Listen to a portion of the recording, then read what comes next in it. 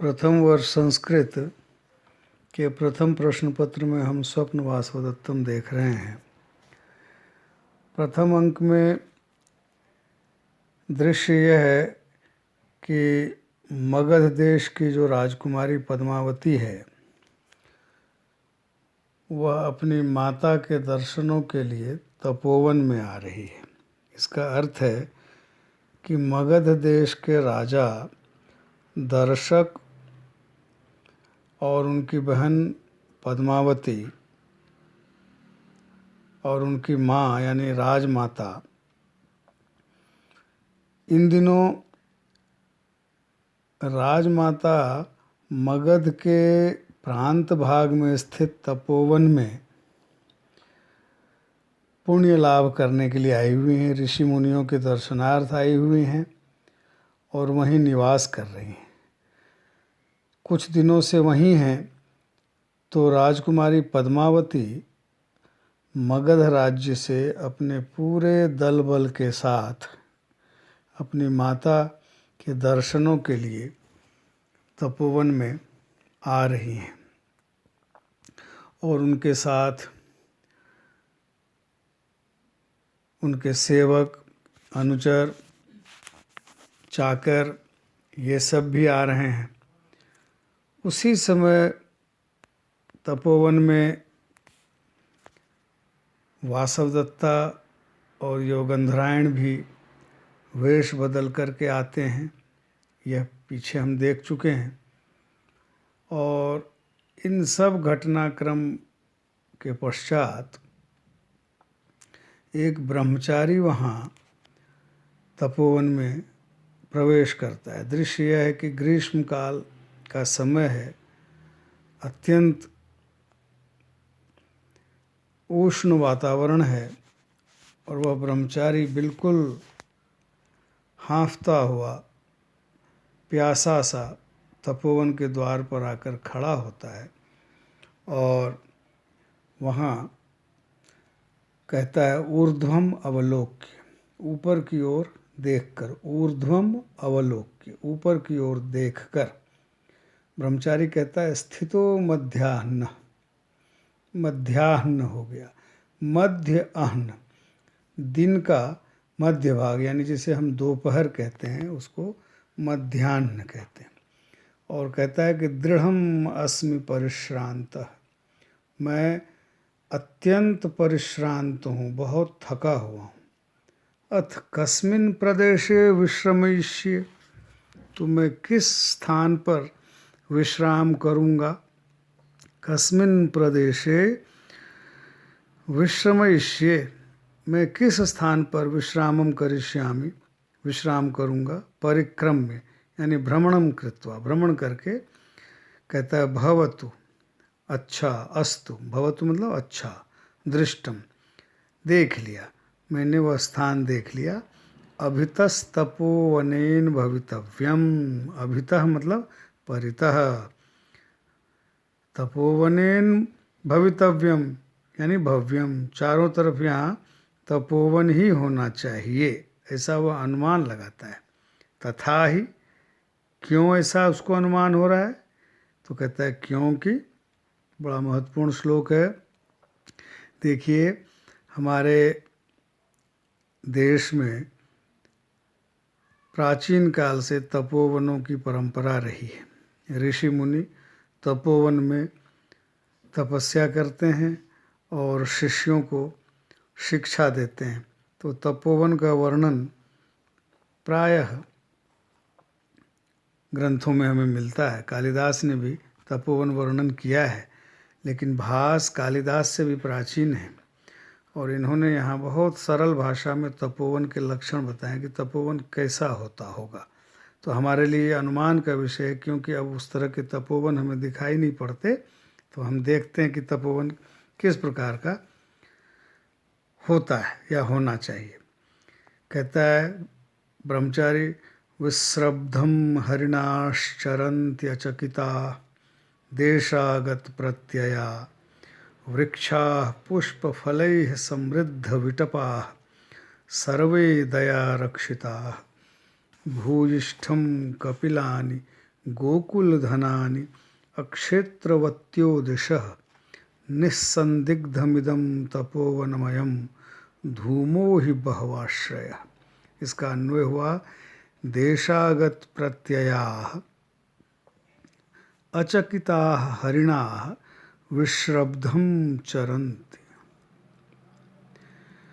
दयारक्षिताः सर्वे वृक्षाः पुष्पफलैः समृद्धविटपाः कपिलानि गोकुलधनानि भूयिष्ठं दिशः अक्षेत्रवत्यः इदं निस्संदिग्धं तपोवनम हि धूमाः बहवाश्रया।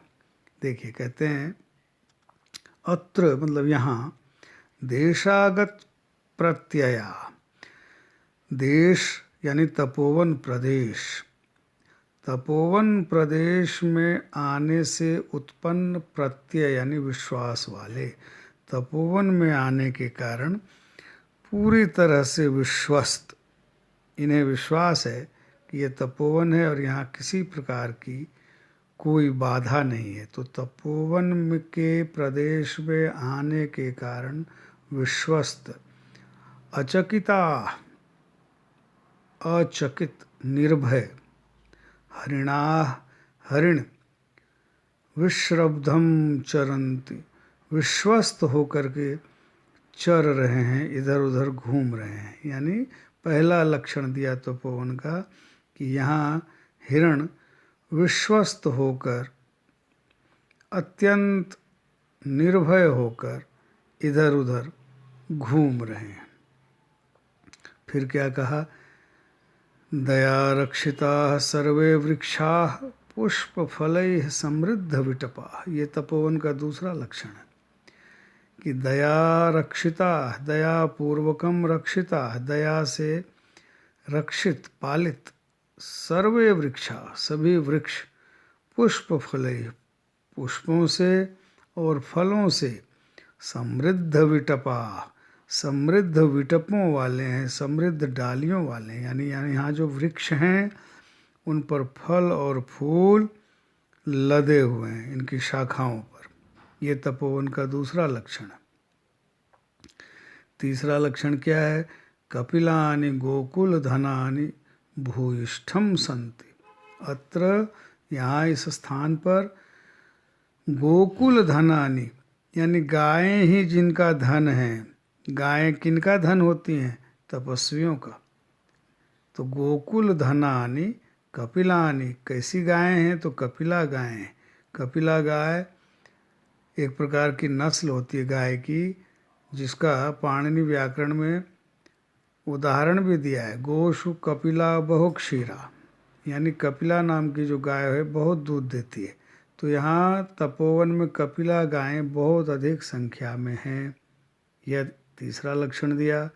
और फिर एक लक्षण दिया कि दिशः अक्षेत्रवत्यः, क्षेत्रवती यानी क्षेत्र कहते हैं खेत को, और दिशा मतलब दिशाएं, दिक् दिशो दिशा।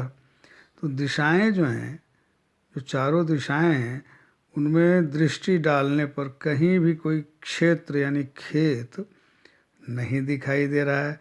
खेत जहाँ होता है इसका मतलब वहाँ आसपास कहीं गृहस्थ रहते हैं, गांव होता है वह, लेकिन यहाँ कोई खेत नहीं दिखाई दे रहा है। तो वह ब्रह्मचारी निर्णय करता है, इदम निस्संदिग्धम तपोवनम, यह निश्चित रूप से तपोवन है। और एक लक्षण और उसे दिखाई पड़ता है कि धूमा बहवाश्रया, धूमो ही बहवाश्रया।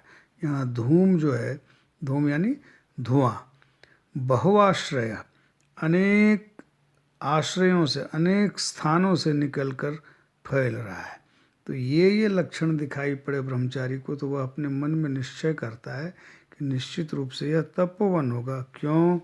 क्योंकि कहा कि इस स्थान पर विश्वास हो गया है, जिससे निर्भय मृग विश्वस्त होकर यहाँ वहाँ विचरण कर रहे हैं।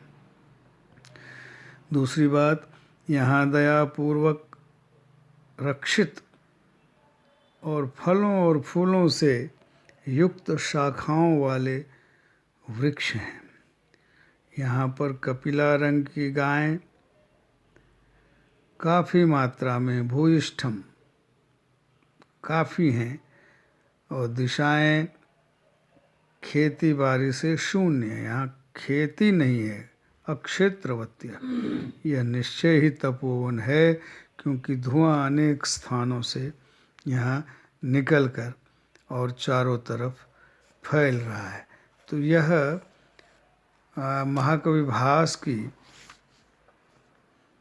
तपोवनों के विषय में बताई गई बातें हैं कि तपोवन ऐसा होता है। प्राचीन काल के तपोवन इस प्रकार के हुआ करते थे, जहाँ का दृश्य इतना मनोरम, इतना शांत हुआ करता था कि हिरण निशंक भाव से इधर उधर विचरण करते थे, क्योंकि उन्हें किसी से कोई भय नहीं था।